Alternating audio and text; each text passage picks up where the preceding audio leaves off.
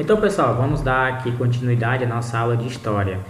A aula de hoje ela vai se tratar dos indígenas depois da independência. Vai estar lá na página 106 do livro didático de vocês.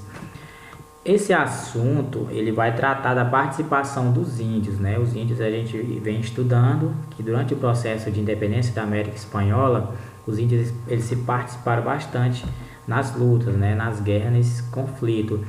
A gente observou que eles se juntaram, os crioulos, que eram os brancos ricos, e esses índios, muitos eram escravos ou quase escravos dos espanhóis.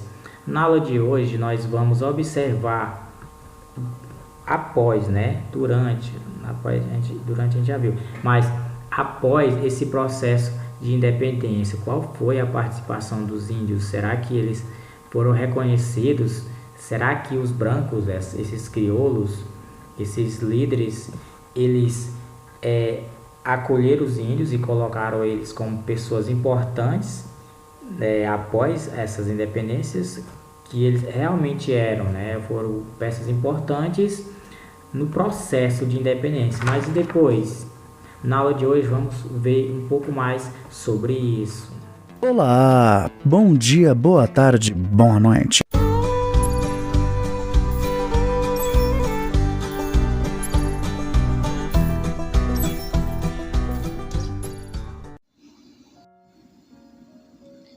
Pessoal, a partir do momento que esses novos estados se tornaram independentes aqui na América Latina, eles adotaram ao longo do século XIX um programa de reformas liberais, visando modernizar a economia de seus países e integrá-los ao mercado internacional, na condição de fornecedores de produtos primários. Eles queriam participar, deixando da condição de colônia, a partir do momento que se tornaram o país, decidiu crescer, mas a melhor maneira que encontraram naquele momento foi na questão de fornecer produtos primários. E a execução desse projeto de modernização significou dissolver as comunidades indígenas. Olha só os primeiros problemas aí que os indígenas começaram a sofrer, que foi colocar suas terras à disposição de grandes proprietários e empresas estrangeiras e transformar os nativos em pequenos proprietários ou em mão de obra assalariada e barata para o trabalho nas lavouras e nas minas. Além disso, a gente observou que, apesar de alguns tributos coloniais cobrados das comunidades indígenas serem abolidos formalmente, mas por trás, né, alguns territórios, essas medidas não foram respeitadas, né? Os direitos de cidadania também não foram estendidos aos indígenas, que era a busca por direitos que esses estados, que essas colônias buscavam nessa luta por independência.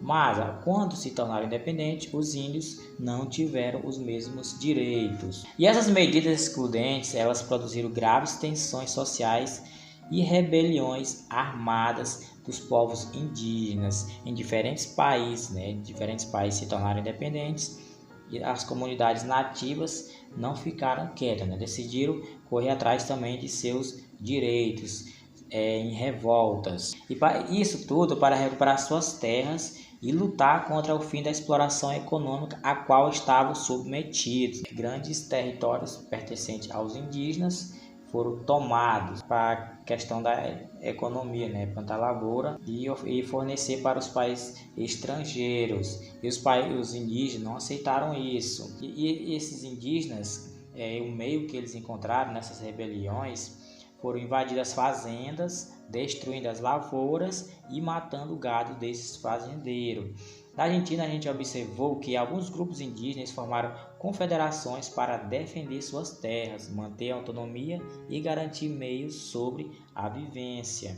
Já a partir da década de 1870, lá na Argentina, o Estado iniciou uma política mais ofensiva para vencer a resistência indígena. O que ele fez? Todo o exército ele se organizou uma série de campanhas militares para exterminar as comunidades nativas que estavam se rebelando contra o Estado, começando pelas suas principais lideranças, né, os líderes indígenas. Já no ano de 1879, foi observado que alguns dos principais caciques presos e com os indígenas enfraquecidos foi iniciada uma chamada Campanha do Deserto. Ela se resumia em expulsar os indígenas das zonas pecuaristas ao sul e ao leste de Buenos Aires. A gente observa também que nesse contexto não somente os índios eles foram marginalizados, foram escanteados após o processo de independência. Os negros e os indígenas eles continuaram marginalizados em razão dos interesses dos grupos que estavam no poder. Essa característica não existiu apenas aqui na América Latina, mas também em outras regiões. A gente pode citar lá nos Estados Unidos, na questão lá das 13 colônias, da independência dos Estados Unidos. Os índios também foram escanteados por lá. E essa marginalização, tanto dos indígenas quanto dos negros, a gente não é difícil a gente perceber no mundo de hoje. Mas antes, esses movimentos, como a gente vem estudando aqui, esses movimentos de resistência indígena, lá no século XIX e XX, foram poucos que conseguiram alguma coisa, porque a maioria foram derrotados. E esse histórico de exclusão, atualmente, os indígenas estão entre os grupos mais pobres em muitos países latino-americanos. Com isso, pegando aqui um dado das Nações Unidas, no ano de 2013, ela cita que existiu cerca de 50 milhões de indígenas na América Latina e no Caribe. Eles viviam principalmente na Bolívia, no Peru e no México e também na Guatemala. E o resultado final é que a maioria eram pobres e apresentavam baixo índice de escolarização.